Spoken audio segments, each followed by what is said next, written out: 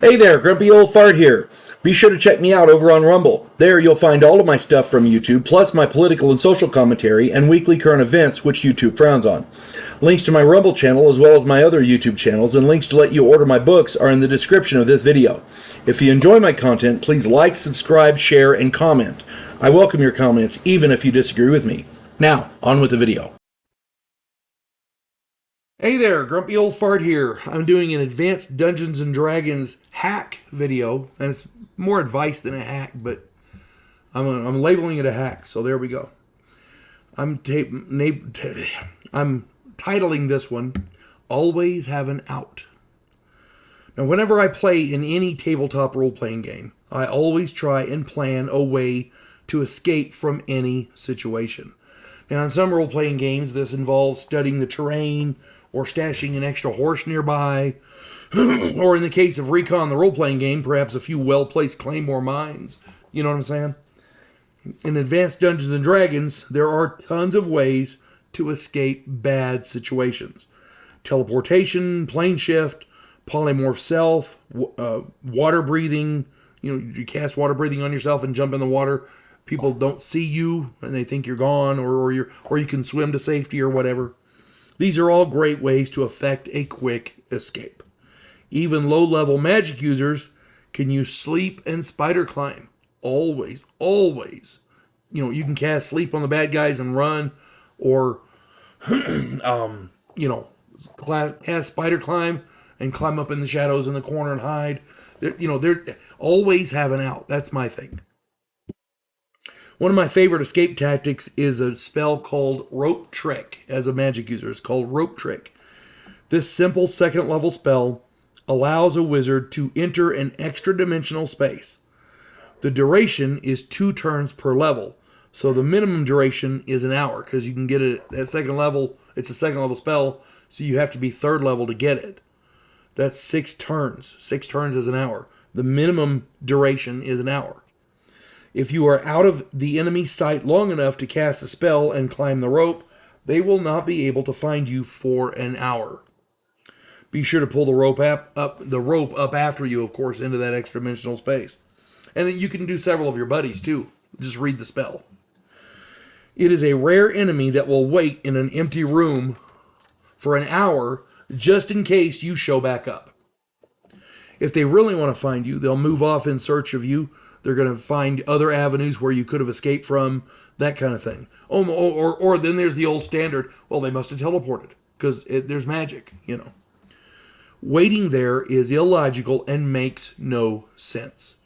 My opinion, that's logical.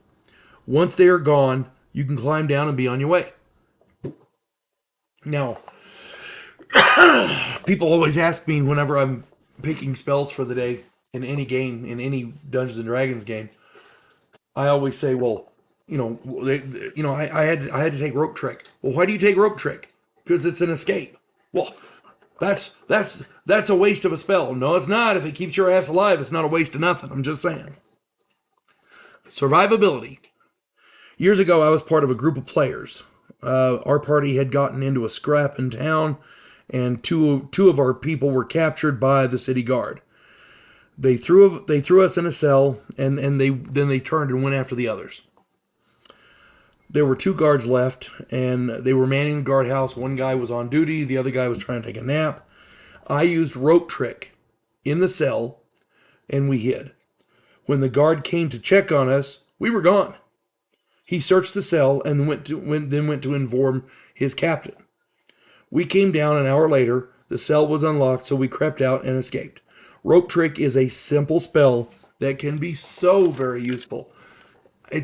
People overlook it simply because it's, oh yeah, you can stand a rope up, Read the spell. Many spells have more uses than just the obvious. I talk about this so many times in my videos and in real life. If you're going to be a magic user, you got to know what your spells do, which means you have to read them. Same with clerics, same with any spellcaster. You got to know what your spells do. The wording of the spells is important. Don't take it for granted. Oh, it's a fireball. Well, okay, it's a fireball. It's got an area of effect that's pretty freaking huge. It does a lot of damage, and it does damage proportionate to how much, of your what level you are. There's all kinds of different things about that. So, it's not just the obvious spells. Rope Trick has so many uses. It's not alone. There's a lot of them that do. Read your spells. Always have an out. If you're not a magic user, have an extra horse hidden nearby. Pack extra supplies in case. Find a pirate captain and pay a little on the side so that worst come to worst, you can jump on the boat and he'll take you out of the harbor as a quick escape. There's hundreds of different ways, but they're all depending on the situation. To me, as a magic user, Rope Trick gives you the best chance for an out as a low-level magic user. I'm just saying. Anyway, if anybody has any comments or whatever, put it down there. I'm sure people would love to read them. I know I would. And again, I'm not trying to tell you how to run your game or how to play your character, but in my opinion, survivability is the name of the game. And if you can't, escape and survive to come back and play some more later, what's the point? Hope this finds everybody well. You folks have a good one.